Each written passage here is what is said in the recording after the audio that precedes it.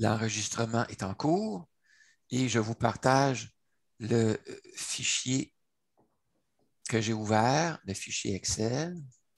Ce fichier Excel-là est un fichier qui s'appelle « Sommaire des rencontres » du premier volet du programme de formation en finances personnelles et planification financière de retraite. C'est un fichier qui va vous être utile et auquel vous allez avoir accès après la formation. Ce fichier-là contient un résumé de l'ensemble des formations qui sont incluses là, dans le premier volet de la formation. Alors, donc, c'est un document de référence que vous allez avoir et que vous pourrez réutiliser au fur et à mesure que vous en aurez besoin. Il comprend plusieurs onglets. Je vais ouvrir l'onglet « Introduction » que je vais partager avec vous. Alors, vous devriez voir actuellement l'onglet « Introduction ». Les caractères devraient être assez gros pour vous permettre de lire au fur et à mesure. Alors, je vais vous partager ça. Alors, ce fichier-là contient le sommaire des rencontres du volet 1 du programme de formation en finances personnelles offert à l'automne sur Zoom. Et la clientèle visée, c'est les personnes qui sont intéressées à la planification financière de retraite, qui sont soit des retraités ou des pré-retraités, et qui sont membres de l'APRQ, du collectif 55 ou de l'AREC. Les objectifs qui sont visés pendant ces rencontres-là sont les suivants. Il y en a 6. Alors, dans le premier volet, 6 objectifs que je vise.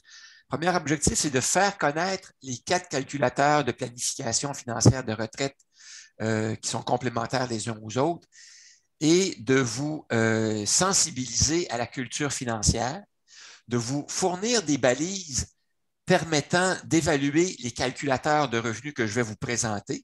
Donc, vous allez pouvoir évaluer si c'est pertinent ou non pour vous. Si ces outils-là sont pertinents pour vous, vous allez pouvoir, moi, je vais recueillir vos besoins de formation sur les outils de suivi des finances personnelles et de planification financière de retraite et je vais vous proposer un calendrier de formation qui va vous permettre de suivre la formation dans le volet 2 qui va porter sur la prise en main des outils de calcul. Donc, vous allez analyser vos besoins de formation.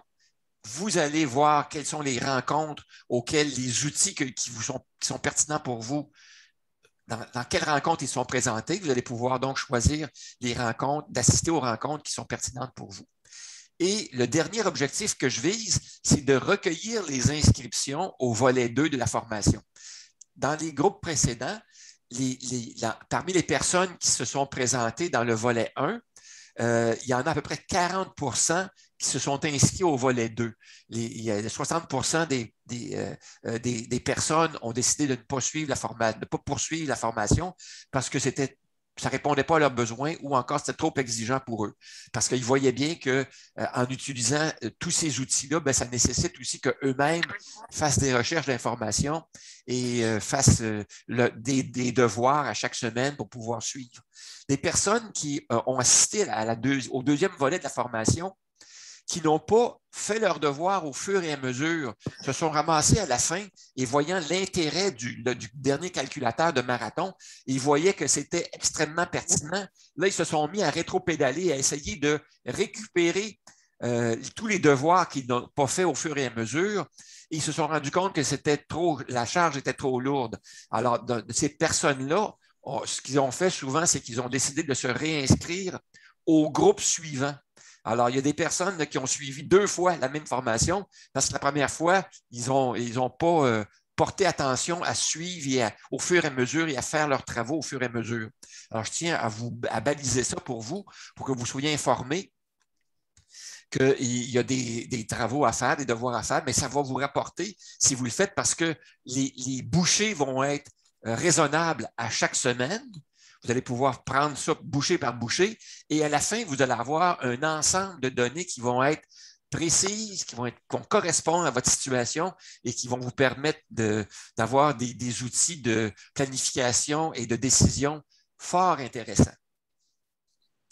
Maintenant, pour l'ensemble de la formation que je prépare, il y a l'accès à la salle de formation virtuelle. Donc, l'hyperlien à utiliser pour accéder aux rencontres est ici. Si vous cliquez dessus, par exemple, ça va vous permettre de vous brancher à la salle de rencontre. Là, on ne le fera pas parce que ce n'est pas pertinent, mais si vous le faisiez, mettons, la semaine prochaine, ça vous conduirait directement au lien. Ensuite, l'horaire des rencontres pour le premier volet, c'est de 9 h à 11 h les mercredis matins. Et pour le volet 2, ce sera aussi les mercredis matins, mais de 9 h à midi, donc 3 heures.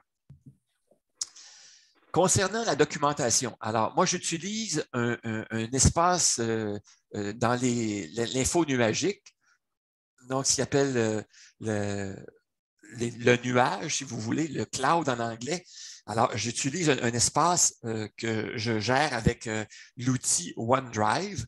Alors, cet espace-là, qu'est-ce que je vais faire? Je vais l'alimenter à chaque rencontre. Après chaque rencontre, je vais l'alimenter et vous allez avoir à chaque fois de nouveaux documents qui vont être déposés là.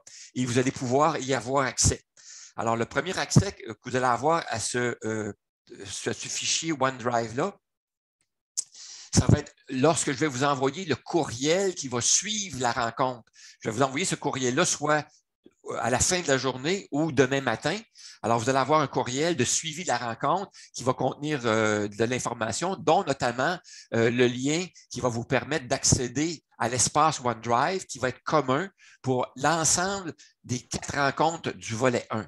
Alors, vous allez avoir là-dedans des répertoires et des fichiers qui vont, dans lesquels vous allez avoir des documents qu'on va avoir présentés lors de la rencontre et que vous allez pouvoir réutiliser à votre guise. Maintenant, pour l'espace OneDrive, je ne sais pas si les gens sont familiers avec ça ou pas. Je dois vous dire qu'il y a 2 façons d'accéder aux documents et au répertoire dans OneDrive. On va voir ça tantôt de façon plus précise, mais je tiens à vous le dire, c'est très important que vous maîtrisiez les 2 façons.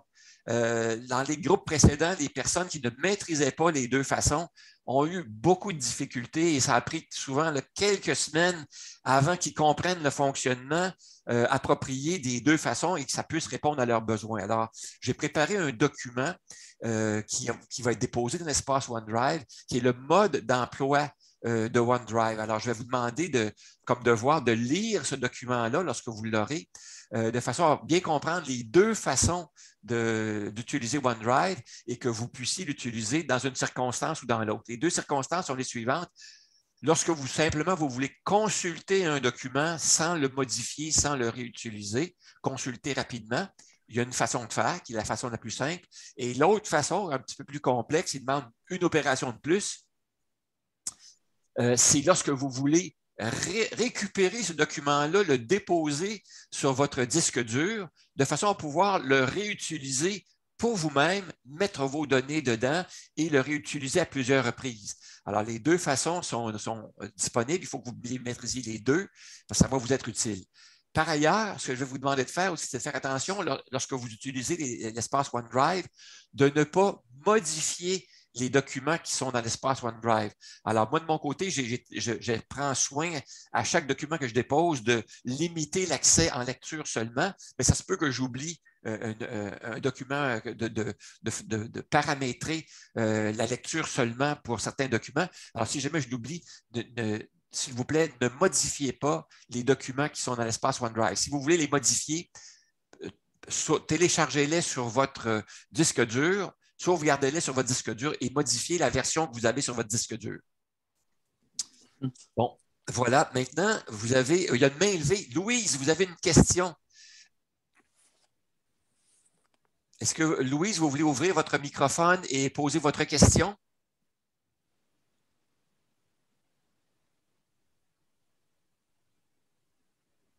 Louise, bon, je vois que vous n'intervenez pas, donc je vais je vais continuer.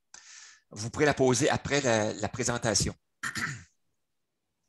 Vous avez ensuite le calendrier des rencontres, qui était aussi un document là, qui a été présenté lors du recrutement de la clientèle. Alors, vous pouvez voir en gros là, les sujets qui sont présentés à chaque rencontre et vous avez des liens cliquables qui vous conduisent pour chacun des 4 calculateurs à un résumé, un communiqué de presse, si vous voulez, un résumé qui présente sommairement qu'est-ce que fait chaque calculateur. Et à la fin de ces fichiers-là, si vous voulez, de ces communiqué-là, il y a un autre hyperlien qui vous conduit au blog dans lequel toute l'information relativement à la préparation et à la compréhension de ces calculateurs-là est présentée. Donc, c'est comme ça que ça fonctionne. Donc, pour l'onglet Introduction, c'est terminé. Louise, est-ce que vous êtes prête à poser votre question? S'il vous plaît, ouvrez votre microphone et posez votre question. Sinon, je passe aux onglets suivants. Alors, Louise, si vous n'avez pas de questions, je vous suggérerais de baisser votre main, c'est-à-dire utiliser le bouton de réaction et de baisser votre main pour que ça ne m'induise pas en erreur. Ensuite, les onglets suivants. Les onglets suivants sont des onglets, il y en a un par date de rencontre. Alors, il y a un onglet pour le 22 septembre, qui est aujourd'hui, un onglet pour le 29 septembre, un pour le 6 octobre, un pour le 13 octobre et un pour le 20 octobre, qui est le début. Alors, si je vais en haut de ce fichier-là, de cet onglet-là, et que j'ouvre, j'agrandis la taille des caractères pour que vous puissiez mieux voir. Dans chacun des onglets portant sur chacune des rencontres, c'est constitué de la même façon. Vous avez d'abord en haut la date de la rencontre. Ensuite, vous avez le thème de la rencontre qui est en bleu et vous avez le sommaire de la rencontre, un peu les points principaux qui vont être traités. Vous avez ensuite les ressources complémentaires qui sont utiles, qui vont être présentées ou qui auront été présentées lors de la rencontre. Alors, vous pourrez voir les éléments qui sont là. Comme là, je n'ai pas présenté le fichier à propos du concepteur, mais si jamais vous voulez voir les productions que j'ai faites déjà là, par rapport au domaine des finances personnelles et de la planification financière de retraite, vous pourriez cliquer sur le lien qui est ici et voir une page qui est un résumé de mes travaux et qui contient aussi des hyperliens qui conduisent au blog que j'ai préparé. J'ai déjà 5 ou 6 blogs qui sont ouverts, dans lesquels j'ai plusieurs articles qui contiennent l'ensemble des informations que j'ai recherchées, trouvées, analysées et compilées pour chacun des sujets là, que j'ai travaillés. Vous pourrez aller voir ça si ça vous intéresse. Ensuite, vous aurez d'autres hyperliens concernant les sujets qui auront été traités durant la rencontre. Et vous avez aussi en bas une section devoirs.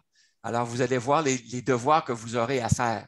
Alors, à titre d'exemple, à la suite de la rencontre de ce matin, les devoirs qui sont là, vous aurez à aller dans l'espace OneDrive, vous aurez à lire le mode d'emploi de l'espace de OneDrive, comment on l'utilise, vous aurez à télécharger le sommaire des rencontres, c'est-à-dire ce fichier-ci que je vous présente maintenant, vous aurez à le télécharger sur votre poste de travail et à le travailler par vous-même au fur et à mesure parce que c'est un fichier que vous allez utiliser lors des 4 rencontres. Vous aurez aussi à télécharger un autre fichier qui s'appelle Analyse de besoins que je vais vous présenter tantôt. Vous aurez aussi, dans le sommaire des rencontres, je vous suggérais le sommaire de la rencontre d'aujourd'hui, dans le même fichier, vous aurez à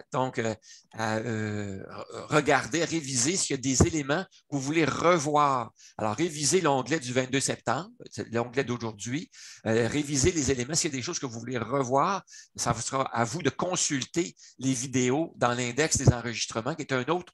L'index des enregistrements est un fichier qui va être déposé dans l'espace OneDrive. Donc, tous les enregistrements vont être listés par sujet, par titre, et vous pourrez donc cliquer sur un lien et accéder aux enregistrements à volonté. Et dernier élément de devoir, c'est que dans le fichier analyse de besoins, vous aurez à lire le questionnaire d'analyse de besoins et à consulter le calendrier des rencontres. Mais je vais vous demander de ne pas procéder à votre inscription au deuxième volet tout de suite. Je vais vous demander d'avoir un certain parcours, au moins d'attendre à la semaine prochaine avant de faire votre choix définitif pour les sujets qui vont vous intéresser ou pas. Vous pouvez commencer à regarder ça, mais avant de fixer votre choix final pour le choix des outils que vous voulez apprendre dans le volet 2, attendez encore au moins 1 ou 2 semaines. Voilà, ce sera le devoir que vous aurez à faire. Et pour les autres rencontres, ben, ça fonctionne de la même façon. C'est la même chose, la même façon de faire. Vous avez le sommaire de la rencontre. Vous avez, je vais agrandir un peu la taille des caractères. Vous avez le sommaire de la rencontre, vous avez la formation proposée sur Signet, parce que sur Signet, les personnes qui vous donnent à apprendre que Signet, ben voilà, j'ai 2 modules de formation qui vont être enseignés lors du volet 2. Je vais vous enseigner ces 2 modules-là, mais ils sont intégrés à la formation. Mais parfois, il y a des gens qui ne veulent avoir que la formation sur Signet. Alors, je peux, à la volée, extraire ces éléments-là et ne donner que la formation sur Signet des groupes en particulier.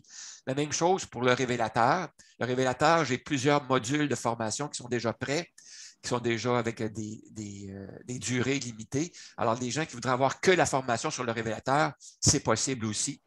Mais pour le révélateur et pour Signet, il y a des préalables. Donc, vous devez avoir ces préalables-là qui sont listés ici. Si vous ne les avez pas, bien, ça va être difficile pour vous. Et avec Signet, avec le révélateur, Résido et Marathon, il y a un fichier qui s'appelle entrée de données.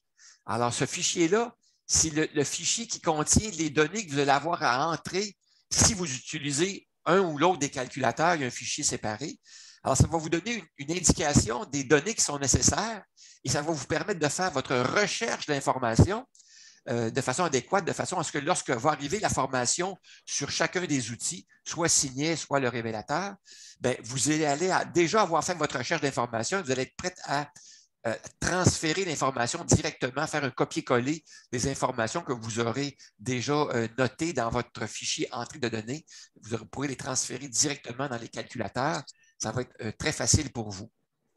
Ensuite, la formation additionnelle. Pour chacune des rencontres suivantes, si jamais vous voulez en savoir plus sur les sujets qui sont traités, bien, il y a des éléments que vous pourriez consulter en surplus. Les ressources complémentaires pour Signet pour le révélateur. Et vous avez les devoirs aussi de la semaine qui sont à faire. Alors, c'est comme ça que ça fonctionne. Vous avez la même chose pour la rencontre du 6 octobre. La rencontre du 29 septembre porte sur Signet et sur le révélateur. La rencontre du 6 octobre porte sur Résido. Alors, Résido et le choix d'un calculateur de revenu de retraite. Alors, vous avez les mêmes éléments. Vous pourrez regarder ça par vous-même à tête reposée cette semaine. Vous pourrez aller consulter les éléments de contenu. Même chose pour le 13 octobre. Vous avez encore les éléments. Et le 20 octobre, c'est le début de la formation du volet 2. Alors, vous voyez qu'à chaque rencontre, il va y avoir donc des sujets qui vont être traités. Les sujets, vous allez les voir tantôt dans un autre fichier. Et le principe, c'est que ça va être la même chose. Les mercredis de 9h à midi sur Zoom, on va voir les sujets. Chaque rencontre, on va voir 1 ou 2 ou 3 outils de finances personnelles. Voilà, c'est comme ça que ça fonctionne. Donc, je vais vous demander d'aller consulter ces éléments-là cette semaine, d'aller revoir ça pour que vous ayez un aperçu global de la formation. Je mets fin au partage de ce fichier-là. Est-ce que vous avez des questions par rapport au fichier qui s'appelle « Sommaire des rencontres ». Il n'y a pas de questions. C'est parfait.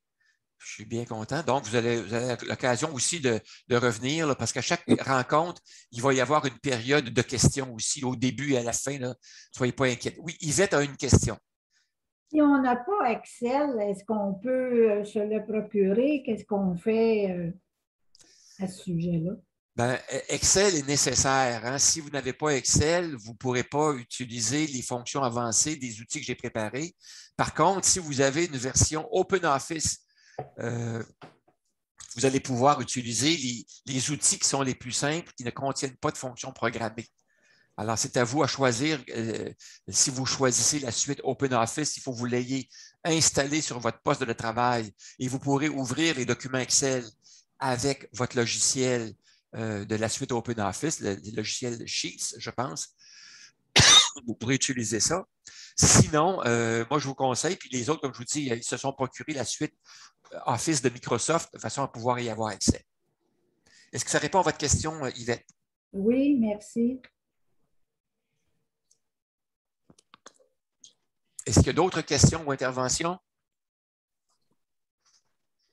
Sinon, oui, il y a Louise qui a une question. Oui, bonjour. Je ne m'étais pas inscrite à toutes les rencontres. Je pense que j'en avais choisi quelques-unes, Mais est-ce que c'est possible d'y assister à toutes? Bien Ben? sûr, vous êtes la bienvenue. Vous êtes la OK. bienvenue aux 4 rencontres du volet 1. Et d'ailleurs, c'est ce que je souhaite. Hein. Je souhaite susciter le volet 1 là, de la formation. C'est un peu comme des publicités, comme des promotions pour le volet 2. Ça vise à vous intéresser, à susciter votre intérêt, à vous titiller, un peu comme des bandes annonces des films qu'on voit au cinéma. Alors, si ça suscite votre intérêt, ben, vous allez pouvoir vous inscrire de façon avec plus de pertinence, là, savoir que tel outil, si ça vous intéresse, vous allez vous inscrire à la formation pour cet outil-là dans le volet 2. C'est vraiment fait pour ça. C'est fait pour vous titiller. Pas d'autres interventions? Alors, Yvette, si vous voulez baisser votre main et Louise aussi. Il y a Guylaine qui voulait intervenir. Guylaine, ouvrez votre microphone. Oui, oui, bonjour. Je voulais juste savoir, bon, moi j'utilise OpenOffice, c'est ça, je peux bien acheter Excel, mais là, ce que je me demandais aussi, toutes les deux. Bon, en tout cas, j'espère que ça va être. Puisque c'est déjà tout programmé, si je comprends bien les fichiers que vous nous envoyez. Tous les outils que j'ai préparés, ce sont des gabarits. Si vous êtes familière un peu avec Excel, vous allez voir que tout est préformaté à l'avance. Le format des données, les formules sont là. Vous n'avez qu'à entrer vos données personnelles dedans. OK. Aussi, un autre élément important, c'est que les données personnelles que vous allez entrer dans vos fichiers, vous n'aurez pas besoin de les partager. Hein. Vous pourrez les conserver confidentielles pour vous-même. Il n'y a aucun des outils que je vous propose pour lesquels vous allez devoir mettre ça public ou me les retransférer à moi. Non, vous allez les garder pour vous. Moi, je vais vous donner des gabarits, des outils qui contiennent des données fictives. Vous aurez à remplacer des données fictives par vos propres données. Et vous conservez ça précieusement sur votre ordinateur. Okay, je comprends bien. Puis il y a peut-être une petite chose que j'ai manquée. Là, vous avez parlé de OneDrive. Moi, j'utilise Google Docs, en tout cas les Drive. Est-ce que OneDrive, c'est ça, là? C'est le Drive de Google? C'est la même chose? C'est l'équivalent. C'est un compétiteur. OneDrive est fourni par Microsoft et Google Drive est fourni par Google. Alors, c'est deux produits semblables qui sont des compétiteurs. Alors, pour vous, ce que ça va nécessiter simplement, c'est que vous alliez cliquer sur un lien, un hyperlien qui va vous donner accès à l'espace que je vous ai réservé pour le groupe 5, volet 1.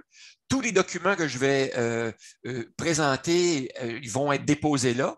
Alors, vous allez pouvoir y avoir accès, tout simplement en ayant accès à ça. Vous allez pouvoir soit les visionner, soit les télécharger. Comme je vous disais, il y a deux façons d'y accéder. Soit on les visionne, on les consulte, soit on les télécharge. Oui, OK. Mais la seule autre dernière question, c'est si on a un Mac, est-ce que ça peut être un problème à un moment donné avec l'utilisation de quoi que ce soit dans les outils? Il y a d'autres personnes dans les groupes précédents qui avaient des Macintosh et qui n'ont pas eu de problème. OK. Merci. Mais il faut que vous sachiez fonctionner, il faut que vous sachiez bien utiliser votre explorateur de fichiers, hein, ça c'est essentiel. Bien classer vos documents par répertoire, dossier, là, c'est essentiel. Si vous ne savez pas faire ça, vous allez avoir de la difficulté parce que des documents, vous allez en avoir à profusion. OK, d'accord. Oui, il y avait Luc qui voulait intervenir. Oui, justement, quand on parle de données personnelles, je comprends qu'il y a des fichiers qu'on va télécharger à partir de OneDrive, dans lesquels certains vont pouvoir éditer et mettre leurs renseignements personnels. Par conséquent, ça va être important que pour préserver le secret, de sauvegarder ou d'enregistrer ces documents-là sur notre propre disque dur et non pas de les enregistrer sur Drive pour pas qu'ils soient rendus publics. Tout à fait. Alors, c'est très important. Moi, de mon côté, là, je ne vous permets pas de sauvegarder de documents ou de modifier les documents que je vous propose dans l'espace OneDrive que j'ai réservé. Ce que j'ai prévu, c'est que vous puissiez télécharger les documents. Quand vous les téléchargez, vous les sauvegardez dans votre disque dur, sur votre disque dur à vous, et classez-les, s'il vous plaît. Faites-vous un répertoire pour la formation et classez ça par sujet ou par rencontre, comme vous voulez. Et classez vos documents, vous allez en avoir beaucoup.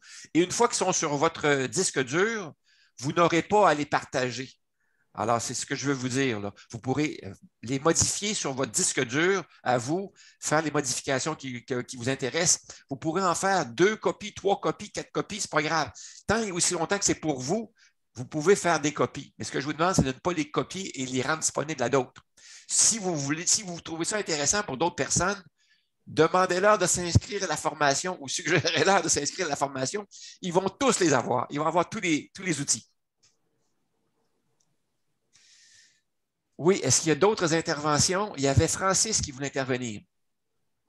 Francis, oui. Oui, je me demandais si on pourrait se servir de vos index pour s'inspirer, pour monter nos propres fichiers sur notre disque dur comme source d'information.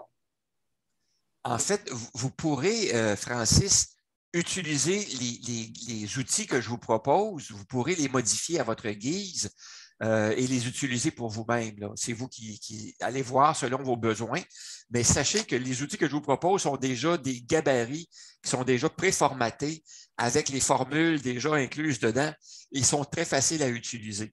Alors, bien sûr, c'est important que vous sachiez lire et interpréter des formules pour savoir ce que vous faites, mais la plupart des gens ne modifient pas les formules, ils les utilisent telles quelles et ça répond à leurs besoins.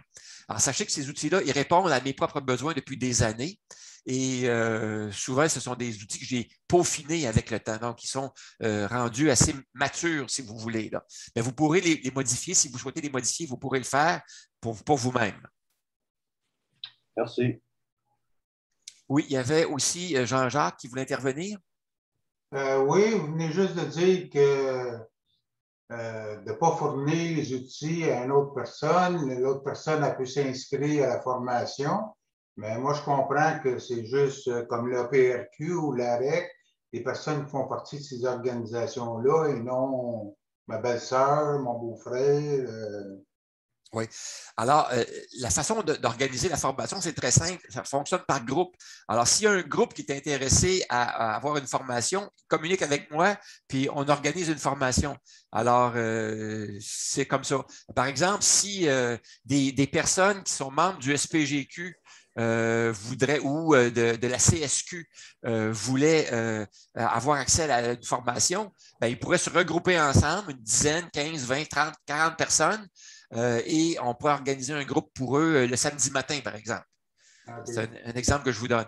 Alors, il suffit d'avoir une personne qui, elle, est membre d'un groupe et on fait la publicité auprès de ce groupe-là, comme je l'ai fait auprès de la PRQ, de la REC, le même genre d'organisation, si vous voulez, de publicité. Et la publicité étant faite, je récolte les inscriptions et les gens peuvent suivre la formation par après. D'accord. C'est clair. D'autres interventions? Sinon, on va passer au sujet suivant. Il n'y a pas d'autres interventions, c'est parfait. Alors, je vais prendre quelques secondes pour aller voir le sujet suivant. Alors, le sujet suivant, écoutez, je vois qu'il est déjà 10h42. Je n'aurai pas le temps de tout présenter aujourd'hui parce que on manque de temps. Alors, je vais aller à l'essentiel. Avant 11 heures, parce que je sais qu'il y a des personnes qui doivent quitter à 11 heures. Et les autres sujets, je vais les voir après 11 heures. Les sujets qui sont moins essentiels, je vais les voir après 11 heures. Alors, le fichier suivant que je veux voir, qui est essentiel avant 11 heures, c'est le fichier qui s'appelle, fichier Excel, qui s'appelle Analyse des besoins de formation et le volet 2. Alors, si vous me permettez, je vais prendre une seconde pour préparer mon environnement de travail. Je vais ouvrir le fichier en question.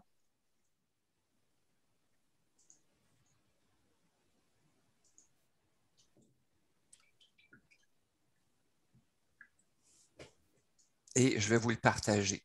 Alors, je reviens ici et je vous partage. Je vais enregistrer et je vais partager.